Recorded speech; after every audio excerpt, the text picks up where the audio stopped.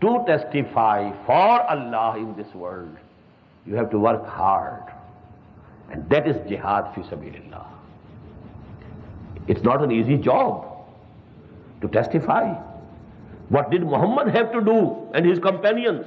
Muhammadur Rasulullah wallazina ma'ahu sallallahu alayhi wa sallam wa radiyallahu anhum. The hardships they had to undergo. What difficulties didn't come their way? Were bad names not given to them? Shair, Mashoor, Sahir, Majnoon, Kazzab.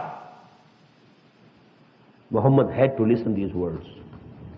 وَلَقَدْ نَعْلَمُ أَنَّكَ يَضِيقُ صَدْرُكَ بِمَا يَقُولُونَ. Oh Muhammad, we very well know that whatever they are saying about you, it is hurting you. Your chest shrinks. أَنَّكَ يَضِيقُ صَدْرُكَ بِمَا يَقُولُونَ. But have patience, bear it with forbearance.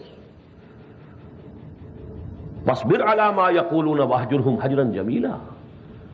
All the verbal persecution and the physical persecution, stoning the most beloved creature of Allah subhanahu wa ta'ala, Habibullah, Muhammad sallallahu alayhi wa sallam, Habibu Rabbil Alameen. And in the streets of Taif, the street urchins round him, stoning him, his body bleeding.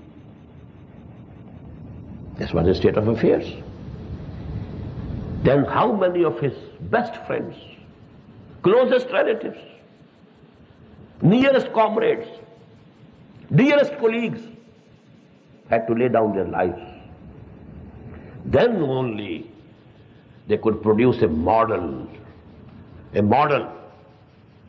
which is an argument for the whole of humanity, that what Muhammad preached, he practiced also. What he taught, he established also. And this establishment was not due to only prayers, sitting and praying and everything happening. He had to undergo all the hardships which any revolutionary movement entails. To lay down your lives, to go without food for days and days.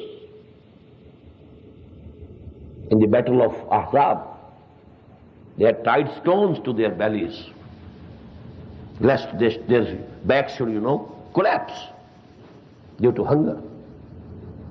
This happened. There were no miracles. Please note, no miracles. No man or salwa was sent to Muhammad and his companions. They were hungry like anything.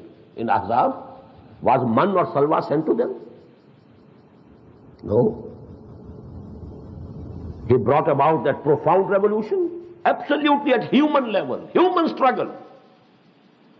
Work and work and work, and struggle and struggle and struggle, and sacrifice and sacrifice and sacrifice, and hardships and hardships and hardships.